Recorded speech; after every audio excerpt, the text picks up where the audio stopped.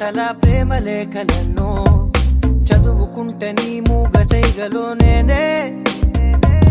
గుండెలో బలే గూడు కట్టిన చిలిపి ఊసులెన్నో తెలుసుకుంటే నీ చేతి స్పర్శలో నేనే